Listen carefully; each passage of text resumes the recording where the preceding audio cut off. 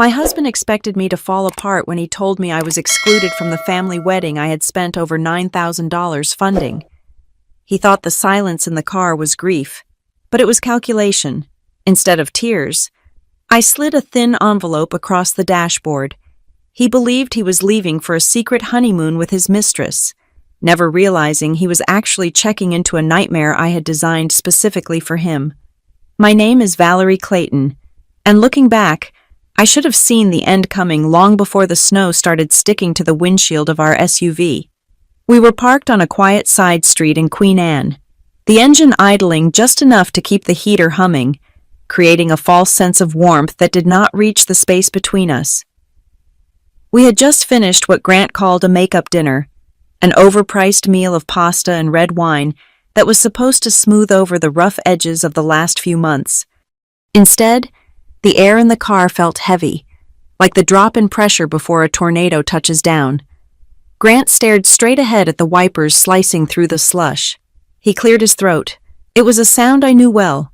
It was his lawyer throat, the one he used before delivering bad news to a client who was about to lose everything. "Valerie," he said, keeping his eyes fixed on the dark street. "We need to talk about the logistics for Maui." I turned to look at him. Finally, I thought, finally, we were going to talk about our flight times, or maybe discuss which snorkeling tour we should book for his parents. I had been waiting for weeks to finalize the itinerary. "The thing is," he continued, his voice dropping an octave, "Lauren and Marco have decided they want the wedding to be very intimate, extremely small. They are calling it an immediate family-only event." I blinked. The words landed, but they did not make sense. Immediate family only. "So," I said, my voice sounding calm, almost detached. "Just immediate family." "Exactly," Grant said, finally glancing at me, though his eyes skittered away just as fast. "It is going to be super small. Just parents and siblings, very low-key. Which means, and I hope you understand this, Val, that you will not be coming." The silence that followed was loud enough to ring in my ears. I looked at my husband of 12 years. I looked at the man whose law school tuition I had paid off. I looked at the man wearing the cashmere coat I bought him for Christmas. "Just immediate family," I repeated, testing the weight of the phrase. "And what exactly is your wife?" "Grant, a roommate. A casual acquaintance." Grant let out a sigh, a long, dramatic exhale that fogged up the window. He brought his hand up and pinched the bridge of his nose, a gesture that used to make me want to comfort him, but now made my stomach turn. "Val, please do not make a scene," he said, his tone shifting from apologetic to patronizing in a heartbeat. "It is not about us. It is about the bride and groom. The venue has a strict capacity limit. Marco comes from a very traditional family, and they have taken up most of the guest list. There is literally no space. No space." I laughed. It was a dry, sharp sound that seemed to startle him. "Let me get this straight," I said, ticking the names off on my fingers, my leather gloves creaking with each movement. "I paid for your mother, Judith. I paid for your father, Warren. I paid for Aunt Dolores, who isn't even blood related, but we love her anyway. I paid for your cousin Kyle and his brand new girlfriend of 3 months. I paid for Lauren. I paid for Marco." I leaned in closer, my voice dropping to a whisper that was more dangerous than a scream. "I paid for the flights. I paid for the villa package at the Hale Cupono Resort. I transferred $9,450 from our joint account, my income, Grant, to cover this dream family vacation, and now you are telling me there is space for Kyle's flavor of the month. But not for your wife." Grant winced. He hated talking about money. He hated it because for the last decade, I was the one making it while he played the part of the up-and-coming attorney who just needed a little more time to make partner. "You are twisting things," he snapped. "It is not about the money. God, why does it always have to be about the money with you? This is about respecting Lauren's wishes on her big day. Besides, you have been so stressed lately with the studio. You are burned out." He reached out, attempting to cover my hand with his. I pulled away before he could make contact. "Look," he said, softening his voice into that smooth, persuasive cadence he used in court. Maybe this is a blessing in disguise. You stay here in Seattle. Rest. Relax. I will book you a full week at that spa you like downtown. The expensive one. My treat. You can just decompress while we deal with the family chaos. I will pay for everything. I stared at him, truly seeing him for the first time in months. My treat. He was offering to send me away with money that came from the direct deposit of my own design firm. He was trying to bribe me with my own earnings to stay away from a vacation I had funded. Suddenly, the last 6 months clicked into place. The late nights at the office, the phone turned face down on the coffee table, the sudden password change on his laptop that he claimed was a firm-wide security policy, the way he had stopped touching me, the way he looked through me at breakfast, as if I were a ghost haunting his kitchen rather than the woman who owned it. He did not just want me to miss a wedding. He wanted me erased. I felt a coldness spread through my chest that had nothing to do with the snow outside. I was not part of the family. I was the financier. I was the ATM machine that smiled at parties and kept the lights on while they played out their fantasies. And now, for whatever reason, my presence was an inconvenience to the narrative he was building. Grant was watching me closely, his brow furrowed in mock concern. He expected me to cry. That was the script we had followed for years. He would hurt me. I would cry. He would comfort me. And I would forgive him because I was Valerie, the supportive wife, the rock. He was waiting for the tears. Instead, I reached for the door handle. "Where are you going?" he asked, panic flickering in his eyes for the first time. "Val, it is freezing out there. Get back in the car. We are not done discussing this. We are done," I said. I pushed the door open. The biting wind hit my face, shocking my system, waking me up from a 12-year coma. I stepped out onto the slushy pavement, my boots crunching on the ice. "Valerie," Grant shouted, leaning across the seat. "Don't be dramatic. How are you going to get home?" I slammed the door shut, cutting off his voice. The thud echoed in the empty street. I pulled my phone from my coat pocket. My fingers were shaking, not from the cold, but from the adrenaline flooding my veins. I opened my messages and found Lena Morales. "Pick me up at 3rd and Pike," I typed. "I am done." As I walked away from the car, I did not look back. I knew Grant was watching me, probably shaking his head, telling himself I was just being emotional, that I would cool down and call him in an hour to apologize for storming off. He had no idea.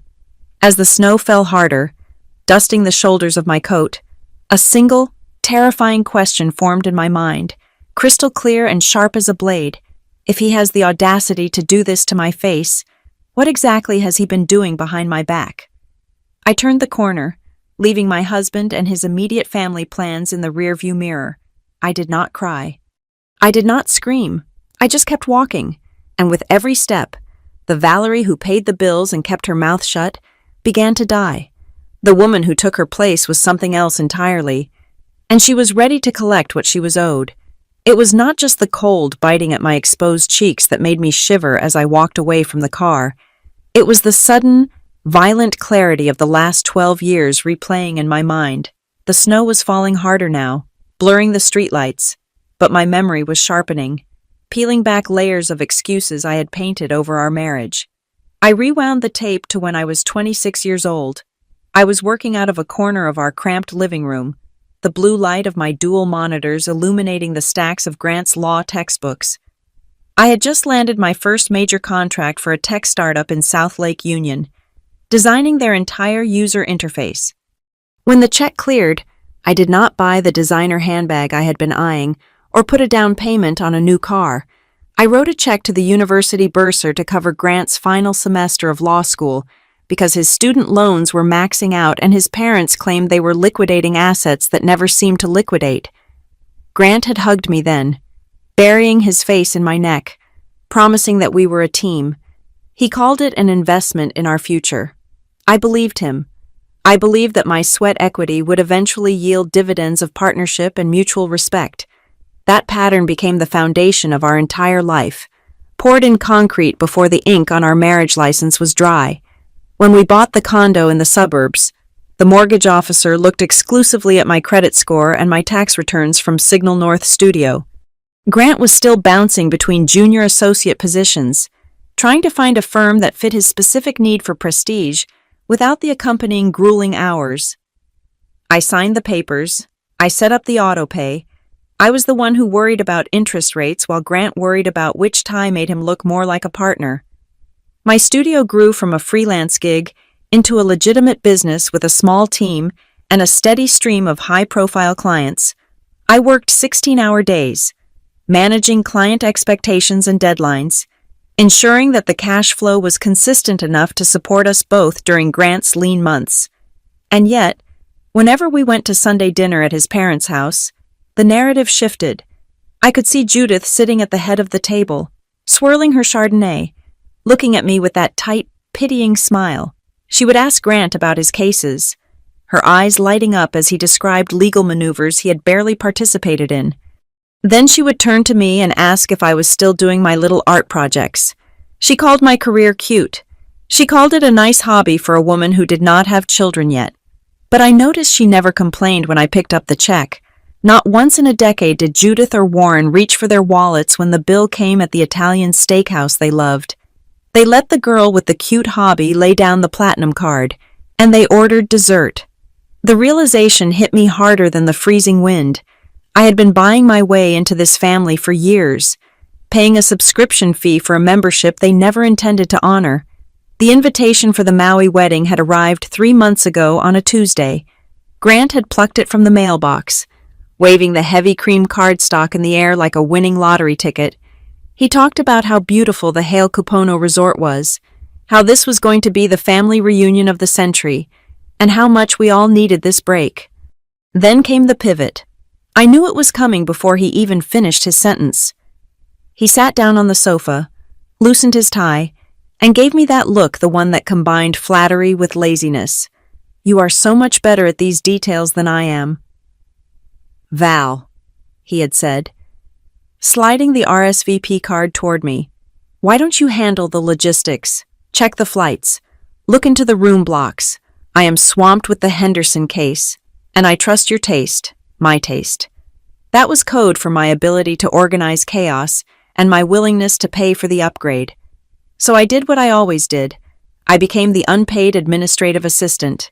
I spent evenings scouring travel sites, comparing flight durations, and reading fine print. I called the resort 3 times to negotiate a group rate for the villas, because Judith insisted she needed an ocean view but refused to pay ocean view prices. I created a color-coded spreadsheet tracking arrival times, dietary restrictions for Aunt Dolores, and activity preferences for Kyle and his new girlfriend. I remembered sitting at the kitchen island 2 weeks ago.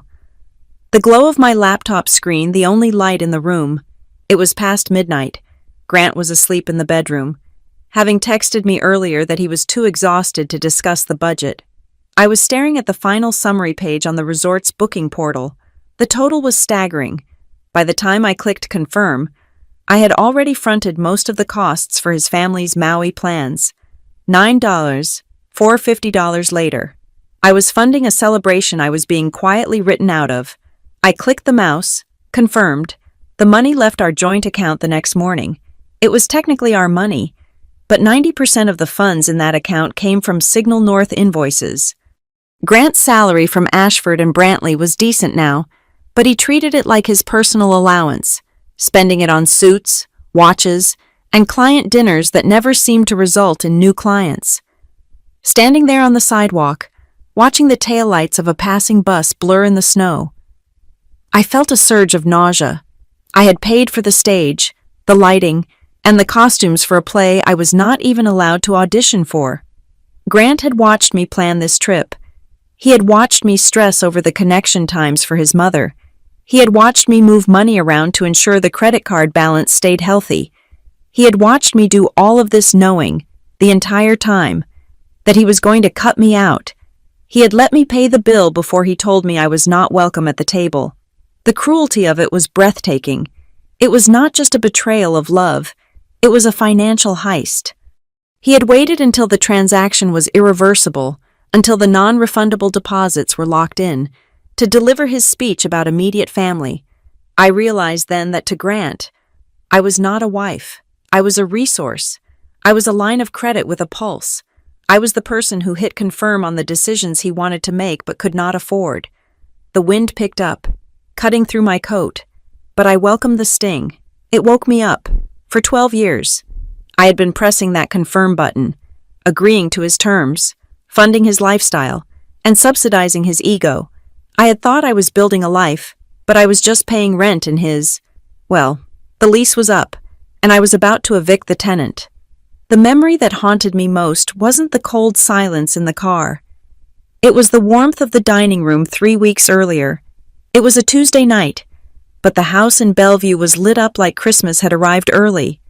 My in-laws, Judith and Warren, had insisted on hosting a pre-trip dinner to celebrate the finalization of the Maui plans.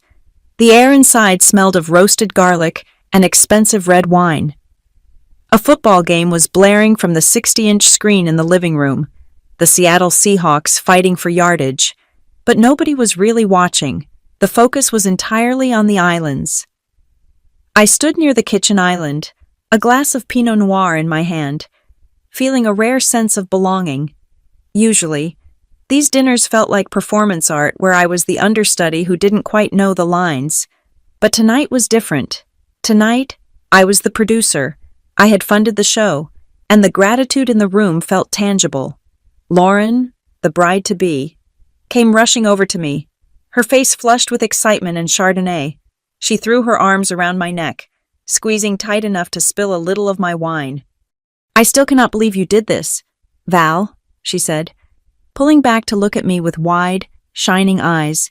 "Seriously, the villa looks insane. Marco and I were looking at the photos online last night, and we were literally screaming. Having you there with us for the whole week is going to make it perfect. You are the only one who keeps Grant sane, you know." I smiled, feeling a genuine warmth spread through my chest. "It is my pleasure," I said, and I meant it. We all need the break. Grant was across the room, leaning against the mantel with his father, laughing at something on the television. He looked handsome, relaxed, the furrow between his brows smoothed out for the first time in months. I told myself this was worth every penny. The atmosphere shifted when I walked into the kitchen to help clear the appetizer plates. Judith and Aunt Dolores were standing by the oven, arguing over a printed schematic of the resort layout. "I do not see how this works," Dolores was saying, tapping a manicured fingernail on the paper. "If the villa has 4 master suites and 2 guest bungalows, the bed count is tight." Judith shook her head, adjusting her glasses. "It is fine. Dolores, we just have to be smart about the room assignments. The resort only confirmed space for 8 guests in the main block. We might have to double up somewhere or pull in a cot." I paused, a stack of dirty plates in my hands. The noise from the living room seemed to drop away. 8 guests, I asked, stepping forward. Judith jumped slightly, turning to face me. Her smile was tight, the kind of expression one wears when a service worker drops a tray. "Oh, Valerie, we were just trying to figure out the sleeping arrangements. It is a bit of a puzzle, but there are 9 of us," I said, setting the plates down on the granite counter. I did the math in my head instantly. Mom and Dad, you, Dolores, Kyle and his girlfriend, Lauren and Marco, Grant and me. That is 9 people. I looked at Judith, expecting her to nod and say they would add a rollaway bed. Instead, she looked past me, her eyes darting toward the hallway where Grant was standing.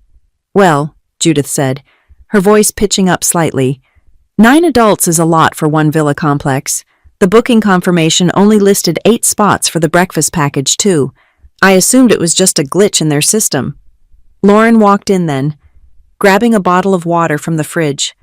"What glitch?" she asked. "The head count," I said, my voice steady but my heart starting to thump a slow, heavy rhythm against my ribs. "Your mom says the resort only has 8 guests listed, but we are a party of 9.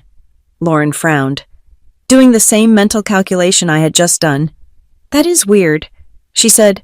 "Okay, so Mom and Dad, Aunt Dee, Kyle and Tiffany, me and Marco, Grant and Valerie. Yeah, that is 9. Did they forget Tiffany? I told Kyle to make sure her name was on the list. When Lauren said my name paired with Grant, I watched Judith's face. It was a micro-expression, a flicker of discomfort that lasted less than a second. But I caught it. Her eyes did not meet mine. She looked down at the casserole dish she was holding. I am sure it is just a clerical error, Judith said loudly. Too loudly. Anyway, we can sort it out when we get there. Grant. She shouted for her son, effectively ending the conversation. Grant appeared in the doorway, holding his drink. Grant. Honey, Judith said, beaming at him with an intensity that felt frantic. Tell us more about that partner track review you mentioned. Warren says the senior partners are looking at your billable hours next week. The subject changed so fast it gave me whiplash. Grant launched into a story about a complex merger he was handling, and the room was swept back into the easy laudatory rhythm of praising the golden boy. I stood by the sink, the water running over a dirty dish, feeling cold. On the drive home that night, the rain was hammering against the roof of our car. I waited until we were on the highway, the rhythmic thumping of the wipers filling the silence. Grant, I said softly, what was that about the room count? Grant sighed, shifting in the driver's seat. He did not look at me. I don't know. Val. Mom gets confused with the online forms. She probably just misread the email. Why do you fixate on these little things? It is not a little thing, I said. If the reservation is wrong, we need to fix it. I paid for 9 people. If they only have 8 listed, someone is sleeping in the lobby. He reached over and patted my knee, his hand heavy and patronizing. Stop stressing. I will handle it. You have done enough. Just let me deal with the resort. Okay, I am tired. Val. It has been a long week. Don't make this a thing. The universal silencer. I stayed quiet for the rest of the drive, but the unease in my gut was growing, twisting like a vine. Later that night, I was in bed, reading a book I wasn't actually absorbing, when my phone buzzed on the nightstand. It was an automated forward from the Hale Cupono Resort. Grant must have synced his email with the reservation system earlier that day, triggering a copy to be sent to the contact email on file mine. I sat up, the blue light of the screen illuminating the dark bedroom. Grant was asleep beside me, his breathing deep and even. I opened the email. Reservation confirmation, Hale Cupono, luxury villa. Dates, February 12th to February 19th. Total guests, 8. Confirmed. My finger hovered over the screen. I scrolled down to the guest manifest. Judith Clayton, Warren Clayton, Dolores Miller, Kyle Clayton, Tiffany R., Lauren Clayton, Marco D., Grant Clayton. I read the list again. I read it a third time. I checked the bottom of the email for a second page. An addendum, a footnote. There was nothing. My name was not there. I looked at the total amount paid at the bottom of the email, $9,450. My money. I looked at my husband's sleeping face. He looked peaceful. He looked like a man who had successfully managed a crisis. My heart felt like it had dropped into my stomach, a physical weight that made it hard to breathe. I turned off the phone and lay back down in the dark, staring at the ceiling. I wanted to wake him up. I wanted to scream, but something stopped me. A survival instinct I didn't know I possessed kicked in, whispering that if I screamed now, he would just have another excuse. He would say it was a mistake. He would say he would fix it. But deep down, in the place where intuition lives, I knew it wasn't a mistake. You don't accidentally leave off the person who paid for the ticket. I closed my eyes, but I didn't sleep. That was the night the suspicion took root, not as a frantic thought, but as a cold, hard fact waiting to be proven. Lena picked me up 10 minutes later. She did not ask questions when I climbed into her Honda Civic, shaking from a combination of hypothermia and rage. She just turned up the heat and drove. The silence in the car was different from the silence with Grant. With Grant, silence was a weapon. With Lena, it was a shield. We were crossing the bridge into Capitol Hill before I finally spoke. I told her the short version, the immediate family rule, the exclusion. The fact that I had paid for the very villa I was banned from entering. Lena kept her eyes on the road, her hands tight on the wheel. She did not gasp. She did not offer platitudes about miscommunication. She waited until we were parked in front of her building, the engine ticking as it cooled, before she looked at me. "That is not forgetting." "Val," she said, her voice hard and flat, "that is a choice. You do not forget the person who signs the checks unless you have already decided they do not matter." Her words stripped away the last layer of my denial. Inside her apartment, the air was warm and smelled of cinnamon tea and old books.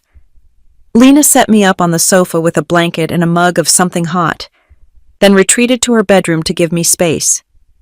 She knew I did not need a hug. I needed answers. I opened my laptop. The screen glowed blue in the dim room, the only light source other than the street lamps outside. My fingers hovered over the trackpad. For 12 years, I had respected Grant's privacy. I had never snooped. I had never checked his pockets. I had trusted him because I thought we were building the same building, brick by brick. But tonight, the building had collapsed. I was just sifting through the rubble. I navigated to our bank's website and logged in. The interface was familiar, clean, and sterile. I clicked on the joint checking account first. I had looked at this page 1,000 times, but I had always looked at the top line, the balance, to make sure we had enough for the mortgage or the bills. I had never truly looked at the texture of the spending. I downloaded the transaction history for the last 6 months and exported it into a spreadsheet. I am a designer. I look for patterns. I look for user flows. And as I sorted the data by merchant, a pattern emerged that made my breath catch in my throat. There was a recurring transfer to a credit card I did not recognize. It was a secondary card attached to the account. One Grant had told me he used for gas and small incidentals to build points. I clicked on the card details. The screen refreshed, and the list of transactions populated. It was not gas. $350 at the Golden Oar, a seafood place in West Seattle, $412 at the Nest, a rooftop bar downtown, $200 for flowers from a boutique florist in Belltown. I felt a cold sweat prickle the back of my neck. These charges were all on Friday and Saturday nights. I opened a second tab and pulled up our shared Google Calendar. I kept it synced so I would know when not to schedule dinner parties. I scrolled back to the dates on the bank statement. October 14th, a Friday. The charge was for a dinner for two at Canlis, $600. On the calendar, Grant had blocked out that entire evening with a gray box labeled Internal Review. Preparation for Henderson case. November 11th, a Saturday. A charge for a couples massage at a luxury day spa in Bellevue, $300. On the calendar, firm retreat. Team building. I stared at the screen, my eyes burning. He wasn't just lying.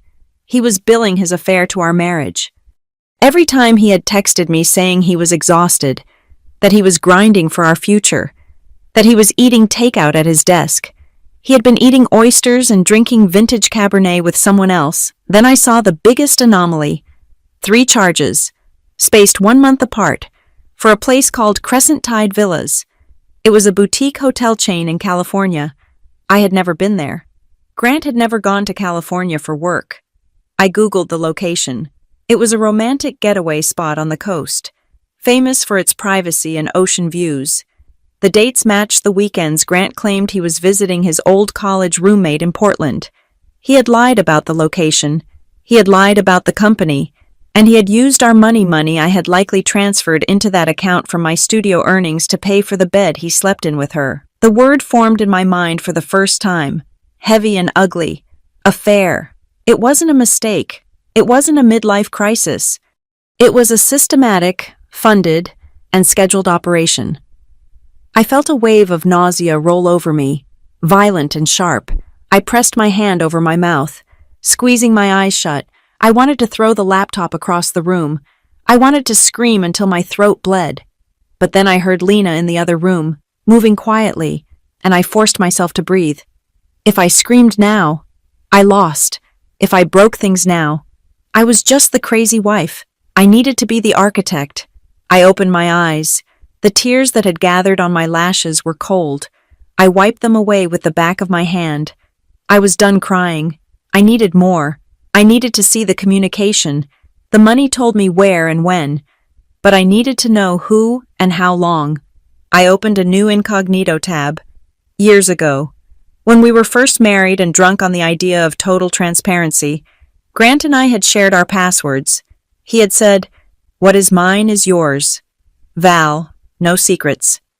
We had written them down in a little notebook I kept in the fire safe, but I had memorized his main email password because it was the date of our first kiss, followed by his favorite baseball player's jersey number. He had probably changed it. Smart cheaters changed their passwords, but Grant was arrogant. He was the kind of man who thought he was smarter than everyone else in the room, especially his wife. He thought I was too trusting to look. So why bother changing the locks? I typed in his email address. I typed in the password. August 12/24. My heart hammered against my ribs. A frantic bird trapped in a cage. I hit enter. The loading bar crawled across the top of the screen. I held my breath. The screen blinked white, then refreshed. Welcome, Grant. The inbox flooded the screen. I did not feel triumphant. I felt like I was standing on the edge of a crime scene. I was looking at the autopsy of my marriage before the body was even cold. I sat there in the dark of Lena's living room, the blue light illuminating my face, and I began to read. I typed the word Maui into the search bar of Grant's inbox. I expected to find recent confirmations, perhaps a few exchanges with the resort concierge about champagne upon arrival. What I found was a thread dating back 4 months, long before he had sat me down in the car to deliver his speech about immediate family. I opened an email from Judith dated in early October. The subject line was simply, "Wedding Logistics." I read Judith's words. She was asking about the guest list limits. She wrote that while she understood the desire for intimacy, it felt strange to exclude me after I had already sent the deposit for the flights. She asked, point blank, what he intended to tell me. My heart hammered a slow, painful rhythm against my ribs. Judith knew. She had known for months. She had eaten my food, drunk my wine, and let me pay the bill at the bistro last week, all while knowing I was being erased from the itinerary. But it was Grant's reply that made the air leave the room. I scanned his response. He told his mother not to worry. He wrote that I would understand. Then came the sentence that made me stop breathing for a moment. He wrote that I had been incredibly clingy lately, that I was suffocating him with my need for validation, and that a week apart would be healthy for both of us. Clingy. I stared at the word. I was the woman who ran a profitable design studio. I was the woman who handled the mortgage, the taxes, and the investments. I was the woman who had spent the last 3 months working late to pay for his family's vacation. And he called me clingy because I expected to be included in the life I was financing. I scrolled down. There was another thread, this one with Lauren. Grant had lied to me in the car. He had said the exclusion was Lauren's idea, driven by the groom's traditional family, but here, in black and white pixels, was the truth. Lauren had replied to him with irritation. She asked why he was blaming the venue capacity when the villa clearly slept 10 people. She told him that she did not want to be the bad guy, and if he did not want me there, he needed to be the one to tell me, not hide behind her wedding rules. He had made his sister the villain to protect his own cowardice. I navigated away from the family betrayal and typed a new name into the search bar, Crescent Tide Villas. The search results populated instantly. There were 3 separate confirmation emails for 3 separate weekends. The dates aligned perfectly with the bank transactions I had found earlier. I opened the most recent confirmation. Guest name Grant Clayton. Additional guest Erica Walsh. I knew the name. Erica Walsh was a second-year associate at Ashford and Brantley. I had met her at the firm's holiday party last December. She was young, perhaps 24, with shiny hair and a way of looking at Grant that I had dismissed as professional admiration. I remembered her complimenting my dress that night, telling me how lucky I was to be married to a mentor like Grant. I felt a surge of bile rise in my throat. She had been in my house. She had eaten the hors d'oeuvres I prepared. She had smiled at me while she was sleeping with my husband. I needed more. I needed to know the narrative they were telling each other. I opened a new tab and logged into his iCloud account. The synchronization took a moment, the little wheels spinning while I sat in the dark, my hands trembling slightly. When the messages loaded, I clicked on the thread with Erica. It was not just a fling, it was a full-blown alternate reality. I scrolled back to the weeks leading up to the Maui decision. I read their banter. They joked about the wedding. Erica called it their trial honeymoon. She sent him emojis of bikinis and palm trees. Then I saw a message from Grant sent 2 weeks ago. Right around the time I was finalizing the spreadsheet for the trip, Erica had asked if he was worried I would suspect something since I was handling all the bookings. Grant's reply was a masterpiece of cruelty. He told her not to worry. He said I was so obsessed with being the perfect organizer, so busy color-coding the itinerary and paying the invoices, that I wouldn't notice if a bomb went off in the living room. He called me useful. Useful. I forced myself to keep reading. I needed to see the bottom of the well. I found a text from 3 days ago. Erica was pressing him about the future. She wanted to know when he was going to leave me. She asked why he was waiting if he was so miserable. Grant's response was long. It was calculated. It was the writing of a lawyer planning a case. He told her that he could not leave yet. He explained that he was up for the partnership review in 6 months. He said that a messy divorce right now would look unstable to the senior partners. He explicitly stated that he needed to keep things steady until his position was secured and his salary bumped up. Then came the line that severed the last thread of my affection for him. He wrote that I was a necessary financial buffer. He said he didn't want the finances to get messy while he was still leveraging my income to maintain his lifestyle. He called me his risk wall. I sat back against Lena's sofa cushions. The tears I expected did not come. The heartbreak I had felt in the car was gone, replaced by a cold, hard clarity. Grant did not just fall out of love. He was using me. He was strip-mining my life to build a foundation for his next one.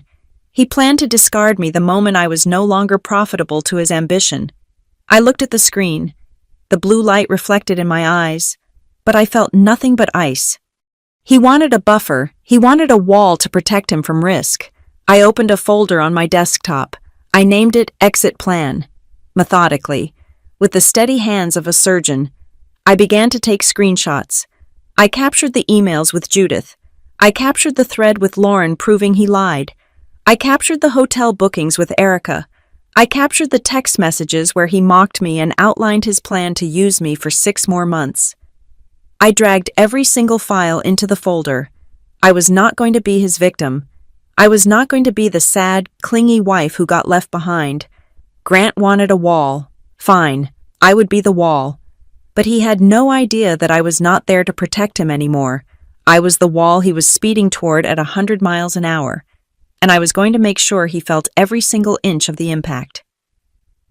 The next morning, the air in Lena's kitchen smelled of roasted coffee beans and war. I had not slept, but my mind felt strangely sharp, like a lens that had finally been wiped clean of grease. Lena slid a mug of black coffee across the granite island toward me. Beside it, she placed a small, cream-colored business card. Monica Reyes, Family Law, Harbor Line Legal Group. If you are going to fight, Lena said, leaning against the counter with her arms crossed. You need a general, not a therapist. Monica is a shark in a silk blouse. She handled my sister's divorce when her ex tried to hide his crypto assets. She found every cent. I picked up the card. The edges were sharp. I called the number at 9 o'clock. By 10:30, I was sitting in a leather chair in a discreet office in Pioneer Square. It was not the kind of glass and steel skyscraper where Grant worked. It was a brick building with exposed beams and quiet efficiency. Monica Reyes was a woman in her 40s with intelligent eyes and a handshake that suggested she did not waste time. I did not cry. I did not ask for a tissue. Instead, I placed a thick manila folder on her mahogany desk. Inside was everything I had printed from the exit plan folder I had compiled the night before. I want you to look at the cross-referencing on page 3, I said, my voice steady. Monica opened the file. She adjusted her glasses and began to read. For 10 minutes. The only sound in the room was the turning of pages and the soft scratching of her pen on a legal pad. She paused at the bank statements. She lingered on the calendar screenshots. Finally, she looked up at me. This is thorough, she said. It is accurate, I replied. Monica tapped the spreadsheet where I had highlighted the charges for the golden ore and the nest. You have realized, of course, that this is not just adultery, she said. In Washington state, we are a community property jurisdiction. Courts generally do not punish a spouse for cheating by awarding more money to the other party, unless the cheating spouse used marital funds to conduct the affair. She pointed to the column of numbers. This is dissipation of marital assets. He is using your joint money you contributed to finance a relationship with Ms. Walsh. That gives us leverage to reclaim those funds in the settlement. She flipped to the next page, the one comparing the credit card charges to Grant's work calendar. Her eyes narrowed. But this, she said, tapping the entry for the dinner at Canlis labeled Internal Review. This is more interesting. If he submitted these receipts to Ashford and Brantley as client entertainment expenses for reimbursement, he is committing fraud against his firm. I nodded. I had suspected as much. Grant was greedy, and he felt entitled. Why pay for his own affairs when he could make the firm pay for them? That is a disbarable offense, Monica said quietly. Or at the very least, a career-ending one. If they find out he is padding his expense reports to sleep with a subordinate associate, he will not be making partner. He will be lucky if he is not escorted out by security. I sat back in the chair. I thought about the partner track he was so obsessed with. I thought about the prestige he craved more than he craved me. I do not want to destroy him just for the sake of it, I said, surprising myself. I want what is mine. I want the money I put into his education. I want the equity in the house. I want the $9,000 for the Maui trip. I want to walk away clean. Monica nodded, a small, dangerous smile playing on her lips. We can get all of that, but we need to be smart. If we file today, he goes on the defensive. He might try to hide assets or destroy the evidence on his work server. She leaned forward. We need a strategy. We prepare the divorce petition now. We draft a forensic accounting of your contributions versus his. We lock down the evidence of the expense fraud, but we do not serve him yet. Why not, I asked. Because right now, he thinks you are the clingy, oblivious wife, she said. He is arrogant. Arrogant men make mistakes. Let him go to Maui. Let him think he has won. Let him spend more money. Let him dig the hole so deep that when we finally kick the ladder away, he won't even see the daylight. I looked at the rain streaking the window behind her. It was a classic Seattle gray. But for the first time, it didn't feel depressing. It felt like cover. Can I hold him accountable while keeping my hands clean, I asked. Monica closed the folder. You provide the ammunition. Valerie, I pull the trigger. That is how this works. But you have to be able to play the part. Can you go home and pretend everything is fine? Can you look him in the eye and not scream? I thought about the last 12 years. I thought about the way I had smiled through his mother's insults. I thought about the way I had managed his moods, smoothed over his anxieties, and played the role of the supportive partner while he treated me like furniture. I have been acting for a decade. I said, I just didn't know I was in character until now. We spent the next hour mapping out the timeline. I would return home. I would apologize for my outburst in the car. I would play the part of the stressed-out wife who just wanted to save her marriage. I would suggest counseling to make him feel secure, and while he was busy patting himself on the back for managing me, I would be moving my money. Monica advised me to open a separate account at a different bank immediately.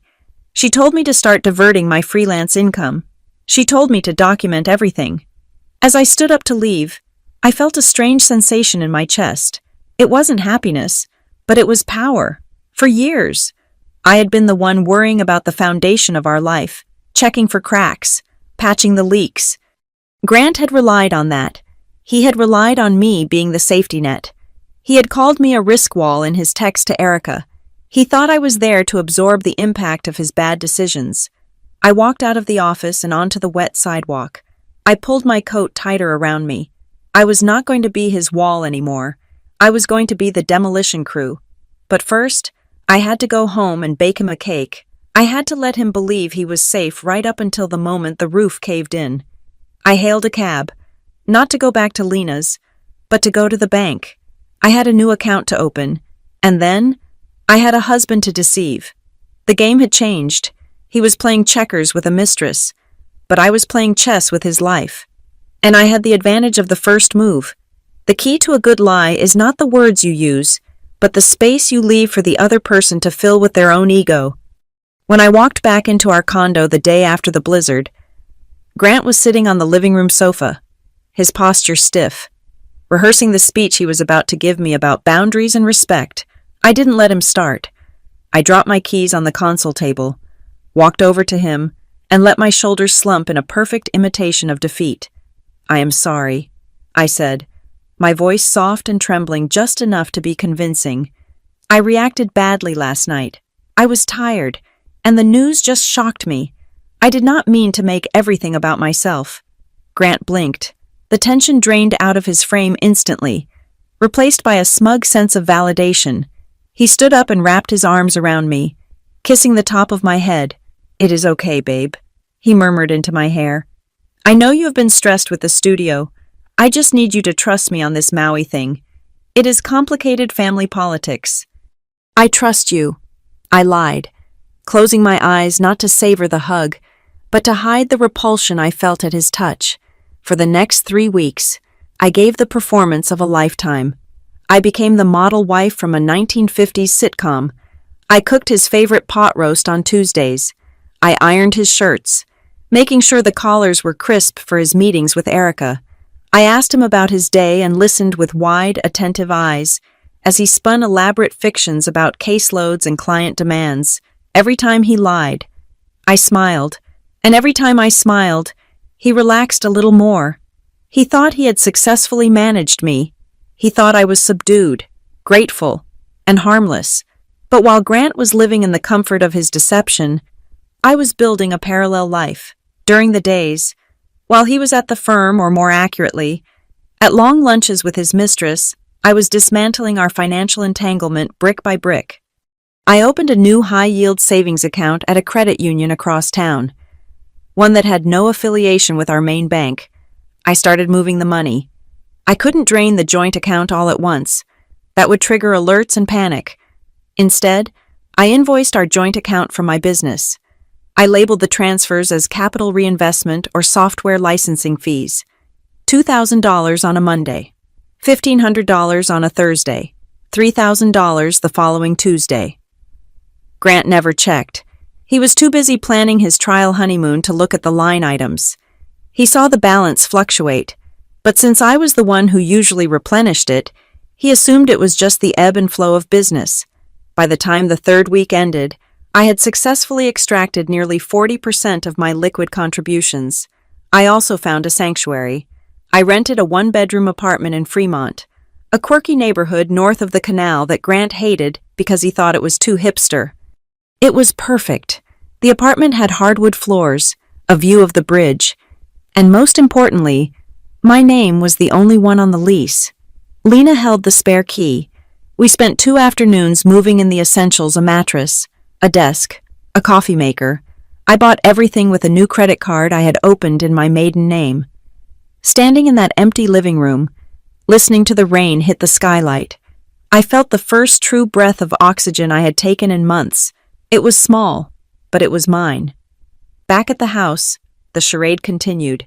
I upped the ante by suggesting marriage counseling. "I think we have been distant," I told Grant one evening over dinner.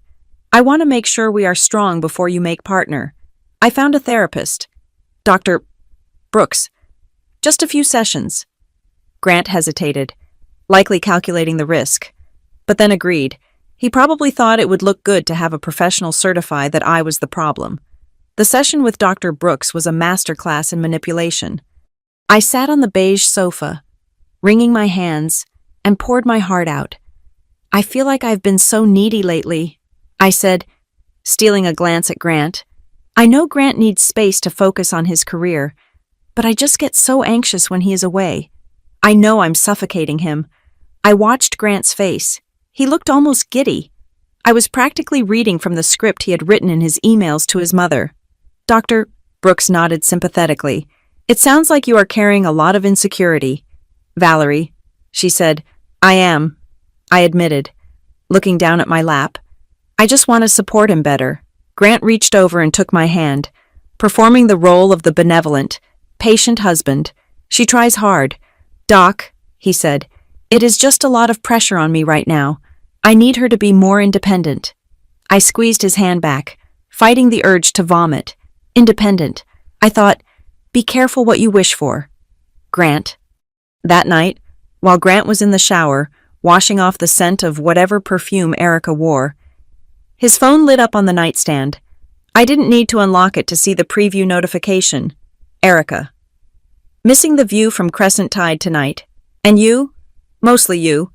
I picked up my own phone and took a photo of the screen. I added it to the digital folder. Date stamped and tagged. The next day, I found a receipt in his jacket pocket for a dinner at a steakhouse in Bellevue. $300. The date was last Friday. He had told me he was working late on a brief. I scanned the receipt and filed it under dissipation of assets. Every lie he told was another dollar back in my pocket during the settlement. The week before the Maui trip, the atmosphere in the house was buzzing with his suppressed excitement. He was packing his bags, humming to himself, checking his flight status. He thought he had pulled off the perfect crime. He was going to a tropical paradise with his girlfriend, and his wife was staying home to work on her anxiety, on his last night in our bed. I waited until his breathing deepened into the heavy rhythm of deep sleep. I slipped out from under the duvet and walked into the kitchen. The moonlight was spilling across the floor, illuminating the stainless steel refrigerator. It was covered in magnets and photos, 12 years of memories. Grant and me in front of the Eiffel Tower. Grant and me at his law school graduation. Grant and me at my sister's wedding. I looked at the smiling woman in those photos. She looked so happy. She looked so safe. I felt a pang of pity for her, but I pushed it down. She was gone. Quietly. Methodically. I began to peel the photos off the fridge. I took down the photo of us skiing in Whistler. I took down the photo booth strip from our 5th anniversary. I took down the snapshot of us closing on this condo. I placed them all in a shoebox I had left on the counter. When I was done, the fridge was a blank. Steel slate. It looked cold. It looked empty. I reached into the box and pulled out one single photo. It was our official wedding portrait.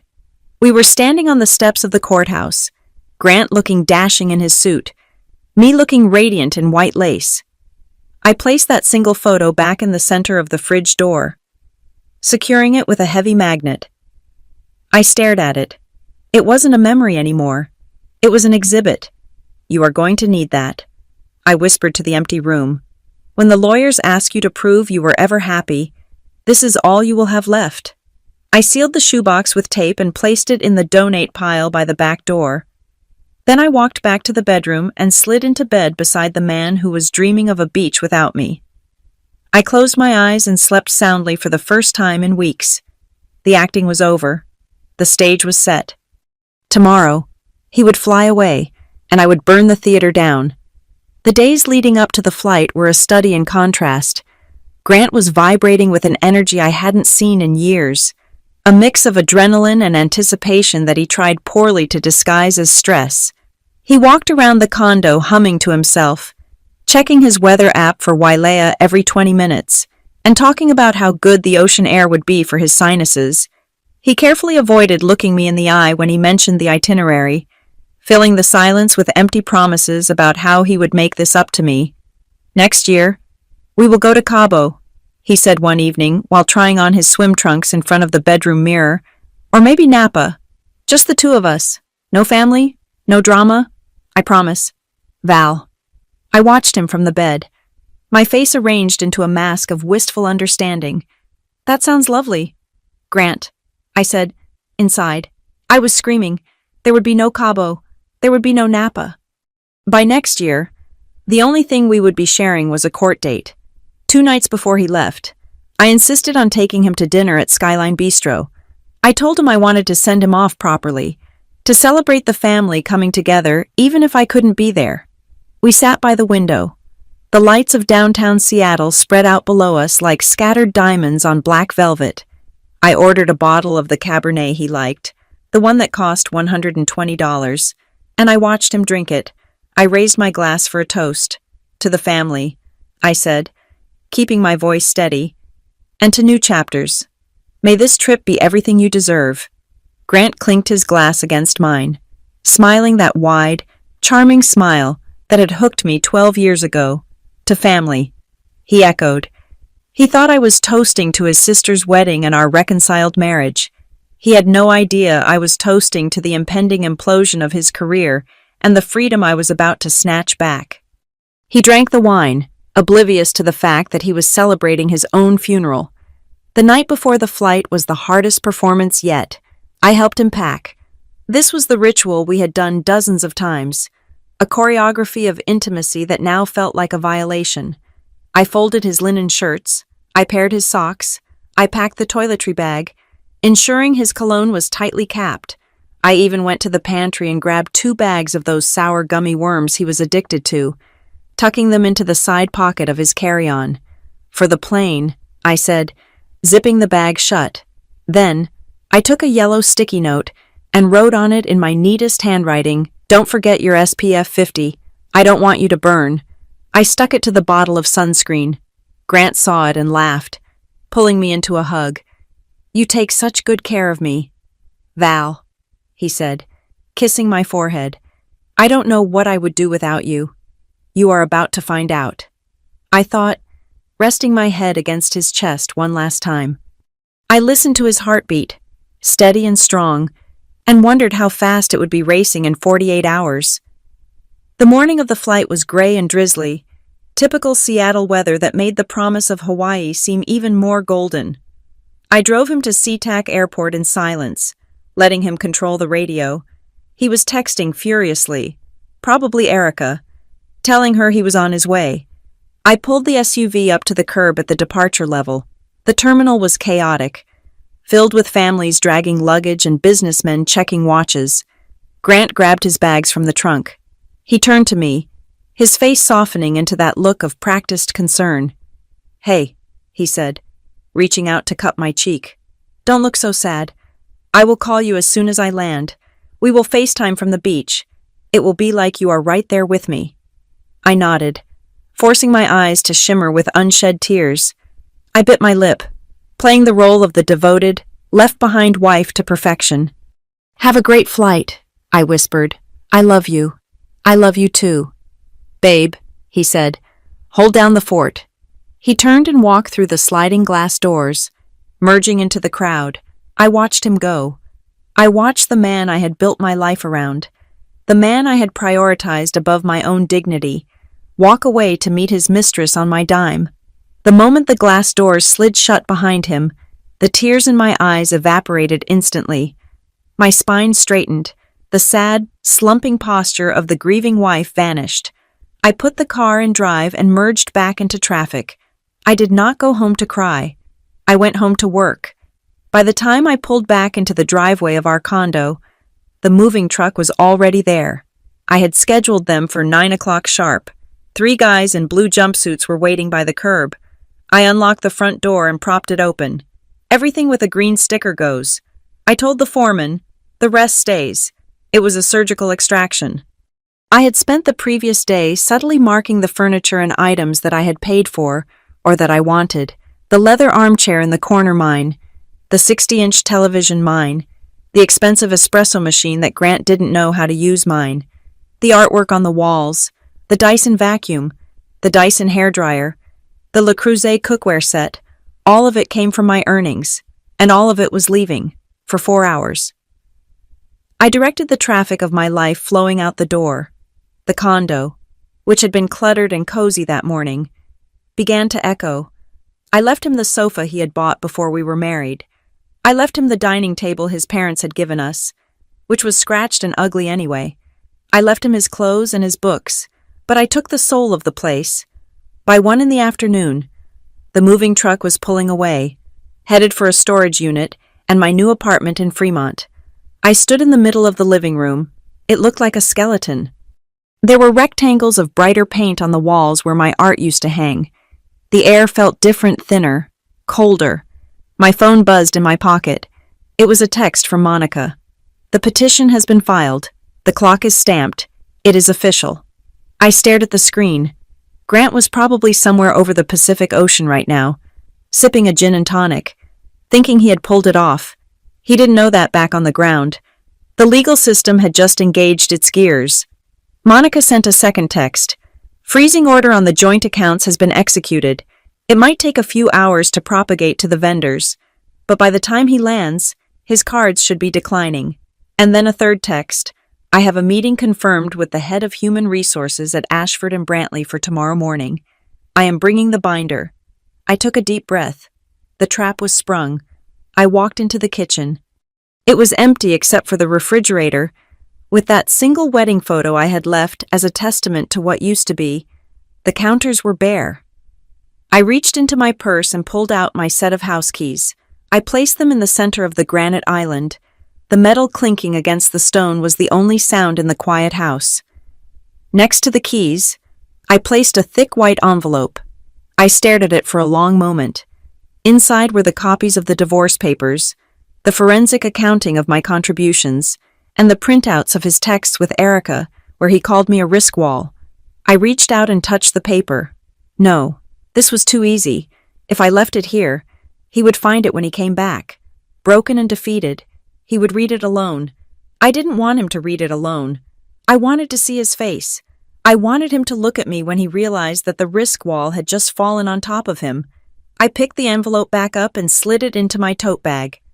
You will get this. Grant, I whispered to the empty room, but you will get it on my terms. I turned around and walked out of the condo. I didn't lock the door behind me. I didn't care who got in. There was nothing left to steal. The only thing of value that had been in that house was me, and I was finally gone. The rain in Fremont sounded different than it did at the condo. Against the single-pane windows of my new apartment, it sounded like applause. I spent those first few days unpacking boxes, arranging my books on shelves that belonged only to me, and drinking tea in a silence that felt heavy and luxurious. My phone was the only tether to the demolition site I had left behind. I had set it to send all calls from Grant directly to voicemail. I did not want to speak to him. I wanted to listen to him unravel. The first voicemail arrived 12 hours after his flight landed. The background noise was the sound of wind and distant ukulele music. Grant's voice was thick with false cheer and gin. "Hey Val," he said. "Just landed. The place is incredible. You would love the bougainvillea. Everyone is asking about you. I told them you are resting. Miss you. Babe." I saved the message. It was an artifact of a man who still thought he was in control. The tone shifted 48 hours later. The second voicemail came in at 2 a.m. Seattle time. The background was quiet. Likely the interior of the bathroom in the villa he was sharing with Erica. His voice was tight. The vowels clipped. "Val, pick up. I just got a weird email from the human resources director at the firm. They are asking about some receipts from October, specifically the canless dinner. Did you talk to anyone? It is probably just an audit glitch. But call me back. I need you to log into the bank and check something for me." I took a sip of my tea and saved the message. I did not log into the bank. I knew exactly what the bank looked like. It looked like a desert. By the fourth day, the facade had cracked completely. Valerie. "Where are you? Why are your cards declined? I tried to pay for the rental car upgrade and the machine rejected the joint card. I called the bank and they said there is a freezing order. What is going on? Call me back immediately. This isn't funny." I listened to his panic like one might listen to a radio drama. It was compelling, but it felt entirely fictional, removed from my reality. I wasn't the wife scrambling to fix his credit limit anymore. I was the audience. The real picture of what was happening on the ground in Maui came from Lauren. She didn't know I had left him yet. She only knew that her brother was losing his mind. Her texts came in a flurry of angry blue bubbles. "I don't know what is going on with Grant," she wrote. "He has been on his phone the entire trip. He missed the rehearsal dinner speeches because he was yelling at someone from his office in the parking lot. Mom is freaking out. He looks sick."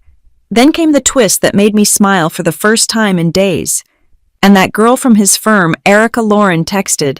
She was supposed to be here all week working remotely or whatever. She literally packed her bag and took an Uber to the airport this morning. She said there was a family emergency, but she looked terrified. Grant is sitting at the bar alone drinking scotch at 10 in the morning. I set the phone down. Of course she ran. Erica Walsh was a career climber. She had attached herself to Grant because he was a rising star. The moment she realized he was a falling rock, she cut the rope. She wasn't going to let an ethics investigation at Ashford and Brantley drag her down with him. Grant was alone in paradise, paying for drinks with a personal credit card that was rapidly hitting its limit. When Grant finally returned to Seattle, the silence awaiting him must have been deafening. I imagined him taking an Uber home since I wasn't there to pick him up and walking into the condo. I imagined him seeing the empty walls, the missing television, the bare shelves. I imagined him finding the note from the moving company on the counter, but not me. He tried to call me 20 times in 1 hour. My phone didn't even vibrate. It just silently stacked the notifications. Then came the call from Judith. I answered this one. Valerie Judith's voice was trembling. She sounded older than she was. Valerie, please, I am at the Starbucks near your old studio. Grant is in a state. He says you moved out. He says you froze the money. I will meet you. Judith, I said, but only for 10 minutes. I walked to the coffee shop. I wore a trench coat I had bought with my own money and boots that were made for walking. Judith was sitting at a corner table, wringing her hands around a paper cup. She looked at me as if I were a stranger. He made a mistake. Valerie, she began, her voice pleading. I know he hurt you with the wedding invitation. I told him it was wrong, but to destroy his career, to empty the house. This is a marriage, not a war. I looked at my mother-in-law. This was the woman who had let me pay for her flights, her dinners, and her son's education, all while making jokes about my cute little job. It is not a war. Judith, I said calmly, a war implies two sides fighting. I am not fighting. I am resigning. But he loves you, she insisted, though the words sounded hollow even to her. He is just under so much pressure. If you just come home, we can work this out. We are family. I stood up. I am not family. Judith, you made that very clear. I was the financier, and the bank is closed. I am not contesting the divorce. I am not trying to ruin him. I am simply refusing to continue paying for the choices he makes. If he wants to be a partner, he can start by being a partner in his own life, not a dependent on mine. I walked out before she could answer. I didn't look back to see if she was crying. I suspected she was crying for the loss of her comfort, not for the loss of me. That afternoon, Monica called. Her voice was crisp and professional. It is done, she said. Ashford and Brantley have formally opened an internal investigation into expense fraud. They have flagged the receipts you provided. Grant has been placed on administrative leave pending the results. She paused, the sound of papers shuffling in the background. His lawyer reached out 5 minutes ago. Valerie, they want a meeting. They are calling it a settlement conference, but really, it is a surrender negotiation. They want to stop the bleeding before it hits the public record. They want to know if you will settle quietly if he agrees to your terms. I looked out the window at the Fremont Bridge, watching the cars cross over the dark water. He thinks he can talk his way out of this, I said. He thinks if he gets me in a room, he can charm me or bully me back into submission. Probably. Monica agreed. He asked for you to be there personally. He thinks you will cry. He thinks you are still the woman who begged to go to Maui. I laughed. It was a short, sharp sound. Tell him yes. I said, set the meeting. I hung up the phone. I walked over to my desk and opened the drawer. Inside lay the thick white envelope I had almost left on the kitchen island. I was glad I had kept it. Leaving it for him to find would have been passive. Handing it to him, that was an active act of reclamation. I ran my thumb over the seal. Inside lay the autopsy of our marriage, the proof of his fraud, the accounting of my stolen money, and the texts where he called me a risk wall. He wanted a meeting. He wanted to see his wife. Well, he was going to get his wish, but he wasn't going to meet Valerie the wife. He was going to meet Valerie the creditor, and I was coming to collect. The conference room on the 42nd floor of the Rainier Tower was sterile, smelling faintly of lemon polish and aggressive air conditioning. Through the floor-to-ceiling windows, Seattle was a smear of gray clouds and steel, But inside, the atmosphere was sharp enough to cut glass. Grant sat on the opposite side of the mahogany table. He looked tired. The tan he had acquired in Maui was already fading, replaced by a sallow, sleepless pallor. His suit, usually impeccable, looked slightly large for him, as if he had shrunk in the wash. His lawyer, a man named Mr. Henderson who wore a tie that cost more than my first car, sat beside him, arranging papers with performative efficiency. I sat next to Monica. She was calm, her hands folded on the table, a shark resting in shallow water. Grant cleared his throat. "I would like a moment alone with my wife," he said, his voice raspy. "Just 10 minutes. No lawyers." Mr. Henderson looked like he wanted to object, but he nodded. Monica turned to me, raising an eyebrow. I gave a nearly imperceptible nod. She stood up, smoothing her skirt. 10 minutes, she said. "We will be right outside." The heavy door clicked shut, sealing the sound of the office hum away. It was just Grant and me. The silence stretched, thin and brittle. "Val." Grant started, leaning forward. He clasped his hands together, a gesture meant to convey sincerity, but I noticed his knuckles were white. "This has gone too far." I said nothing. I sat with my back straight against the ergonomics of the chair, watching him. "I know I messed up," he continued, the speed of his words increasing.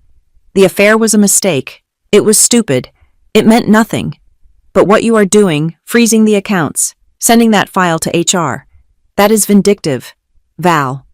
You are destroying my career over a lapse in judgment." He paused, waiting for me to speak. When I didn't, he pushed harder. "You are overreacting. You are hurt. And I get that.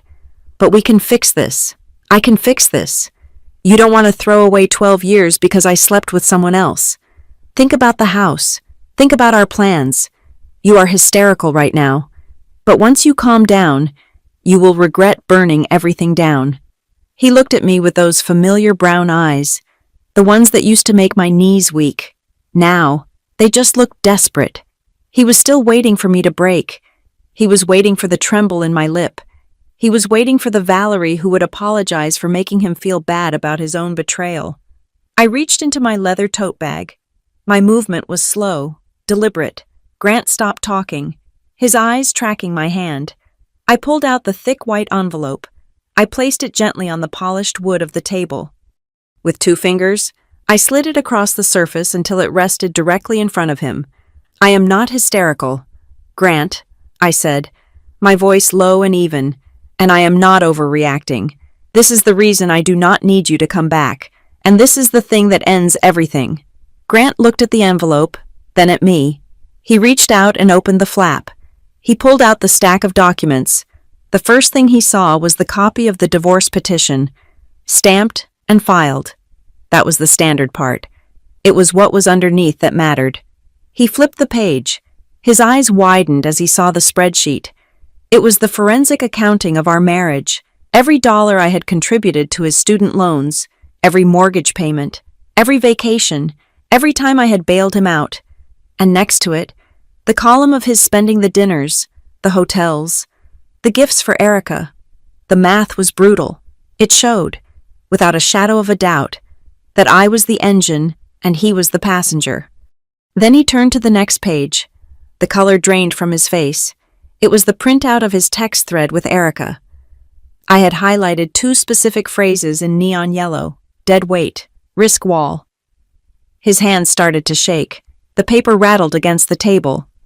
He looked up at me, his mouth opening and closing, but no sound came out. He looked back down to the final item in the stack. It was a handwritten letter from me. I had written it that morning. He read it silently, his eyes darting back and forth across the lines. "I did not ask them to fire you, Grant. I simply provided the receipts for the money you stole from our joint assets, which happened to coincide with your expense reports. The investigation is their choice. The fraud was yours. I am withdrawing my capital from this partnership. I am taking what I built. You can keep what you built, which, as the math shows, is nothing but debt and lies." Grant dropped the papers. They fanned out across the table, a chaotic display of his own ruin. Val, he whispered. His voice was broken. This ruins me. If the firm sees this, if my parents see this, I have nothing. I cannot pay the mortgage alone. I cannot pay the legal fees. He looked at me, and for the first time in 12 years, the mask was gone. There was no arrogance. There was no condescension. There was only the naked, terrifying realization that he was standing on a trapdoor that he had unlatched himself. He realized that without me, he wasn't a partner. He wasn't a success. He was a man with a leased car and a mountain of debt he couldn't service. "You are my wife," he pleaded, tears actually pooling in his eyes now. Real tears, tears of fear. "You are supposed to protect me." I stood up. The chair scraped softly against the carpet. I smoothed the front of my trench coat. "I didn't ruin your life, Grant," I said. I looked him dead in the eye. "I just stopped using my life to shield yours. You called me a risk wall. Well, the wall is gone. The impact is all yours." I turned around. "Valerie," he shouted, half rising from his chair. I kept walking. I reached the heavy door, opened it, and stepped into the hallway. Monica was waiting. She looked at my face, then at the door, and gave me a single, sharp nod of approval before she walked into the room to finalize the slaughter. I walked down the long corridor to the elevator. I pressed the button. When the doors opened, I stepped inside and watched the numbers count down. 40, 30, 20, 10, ground floor. I stepped out of the building and into the Seattle evening. The rain had stopped, leaving the pavement slick and reflecting the city lights like a mirror. The air smelled of wet concrete and ocean salt. My phone vibrated. I pulled it out. It was an email notification. From TechFront Solutions. Subject contract proposal. Long-term partnership. Body. Dear Valerie, we have reviewed your portfolio from Signal North, and we are blown away. We would like to discuss a 2-year retainer for our entire product suite design. I read the email twice. The numbers they were offering were higher than anything I had made before. It was a new beginning, a beginning that belonged 100% to me. I looked at the empty white envelope I had held onto, the spare one I had kept in my pocket just in case. I didn't need it. I didn't need anything from the past. There was a metal trash can on the corner. I walked over to it and dropped the empty envelope inside. It landed with a soft rustle on top of a discarded coffee cup. I looked up at the sky. It was dark, but the city was bright. I took a deep breath, filling my lungs with the cold, clean air. I adjusted my bag on my shoulder and started walking. I didn't know exactly where I was going for dinner, but for the first time in 12 years, I knew exactly who was paying for it. And I knew exactly what she was worth. Thank you so much for listening to this story. I would love to hear where you are tuning in from. So please drop a comment below sharing your location and your thoughts on Valerie's Revenge. And do not forget to subscribe to the Zoe Revenge Stories channel, like this video, and hit that hype button so this story can reach even more people.